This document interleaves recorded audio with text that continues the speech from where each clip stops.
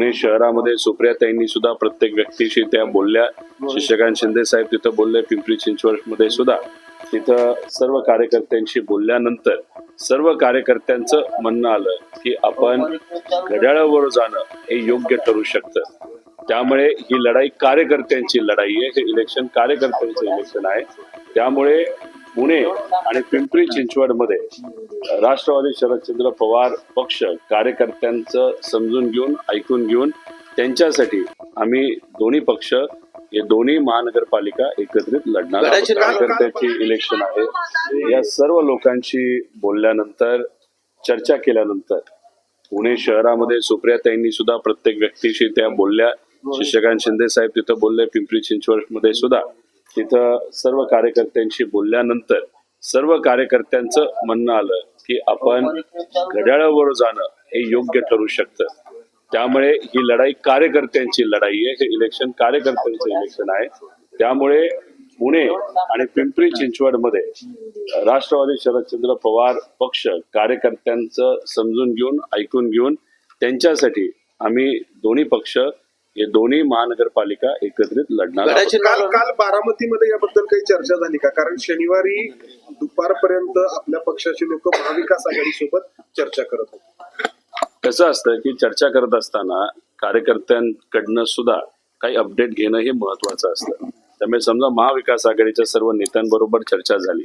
ती चर्चा झाल्यानंतर मग कार्यकर्त्यांबरोबर तिथे असणारे जे आमचे प्रमुख आहेत पक्षाचे, ज्याला सुप्रियाताईंनी जबाबदारी दिलेली आहेत, काकडे साहेब असतील, विशाल भाऊ असतील, प्रकाश भाऊ असतील, पठाडे भाऊ असतील, ह्या लोकांना मग त्यांचे कार्यकर्ते तिथे असणारे भेटून मग ते काही इनपुट देत असतात. आणि त्या इनपुटमध्ये सातत्याने हेच येत होतं की पुणे आणि पिंपरी चिंचवड मध्ये आपल्याला घड्याळाबरोबर जावं लागेल.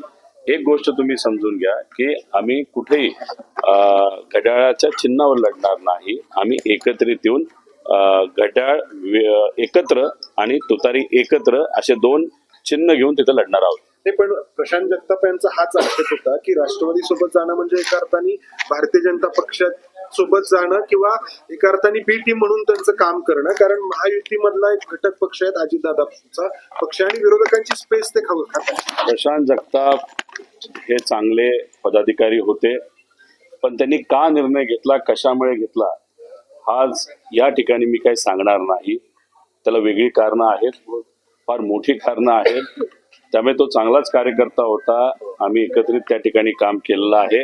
त्यामुळे इथं जर आपण कार्यकर्ते बघितले की प्रशांत जगतापांचा काँग्रेसमध्ये प्रवेश झाल्यानंतर ते जे कुठली नावं सांगत होते शहराचे अध्यक्ष म्हणून, त्यातले 95% कार्यकर्ते हे प्रवेश झाल्या सुप्रियाताईंना सर्व नेत्यांना भेटले आणि त्यांनी जे सांगितलं की काही झालं तरी आपल्याला घड्याळाबरोबर त्या ठिकाणी जावं लागेल. त्यामुळे प्रशांत दादा जगतापांच्या काळामध्ये असणारेच कार्यकर्ते सुप्रियाताईं सर्व नेत्यांना भेटले आणि बोलले की आपल्याला घड्याळाबरोबरच जावं लागेल. त्यामुळे इथं हे कार्यकर्त्यांची लढाई असल्यामुळे कार्यकर्त्यांचं ऐकूनच हा योग्य असा निर्णय घेतलेला आहे. आणि मला एक गोष्ट सांगायची आहे की आपण टीव्हीवर दाखवत असताना दोन पवार एकत्रित आले, हे कितीही खरं असलं तरी खरं जर बोलायचं झालं आणि प्राधान्य द्यायचं झालं तरी शरदचंद्र पवार राष्ट्रवादीचे कार्यकर्ते आणि घड्याळाचे कार्यकर्ते हे एकत्रित आलेत, हे पहिली गोष्ट.